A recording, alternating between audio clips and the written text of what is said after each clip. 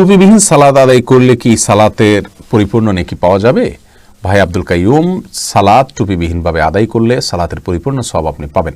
কারণ সালাতের সাথে টুপির সম্পর্কটা আসলে আমরা যেরকম মনে করি এরকম না। কারণ হলো টুপি পরা এটাকে অনেক ওলামা কেরাম সুন্নত বলেছেন, তবে সেটা সুন্নতে আদা, সুন্নতে ইবাদত নয়, অর্থাৎ অভ্যাসগত সুন্নত। নবী সাল্লাল্লাহু আলাইহি ওয়াসাল্লাম বা সাহাবীরা পড়েছেন, এটা প্রমাণ পাওয়া যায়, কিন্তু এটা পড়লে কোনো ফজিলত আছে, আলাদা কোনো নির্দেশ আছে এরকম নাই। আর নামাজের সময় মাথা ঢাকতে হবে এরকম আলাদা কোনো নির্দেশ নাই। তবে হ্যাঁ, সালাতের সময় আপনার আল্লাহ সুবহানাহু ওয়া তাআলা নির্দেশ হলো ইয়া আইয়ুহাল্লাযীনা আমানু খুযু যিনাতাকুম ইনদা কুল্লি মসজিদ, তোমরা প্রত্যেক সালাতের সময় সুন্দর পোশাক আশাক গ্রহণ করো।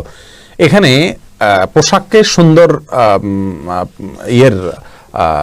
আবরণের সাথে বা সৌন্দর্যের সাথে আল্লাহ সুবহানাহু ওয়া তাআলা তুলনা করেছেন। তার মানে এখান থেকে ওলামা একরাম বলেন যে সালাতের সময় সুন্দর এবং ভালো পোশাক ব্যবহার করা উচিত, যেটা পরে মানুষের সম্ভ্রান্ত কোনো জায়গায় যায় সাধারণত সেইভাবে।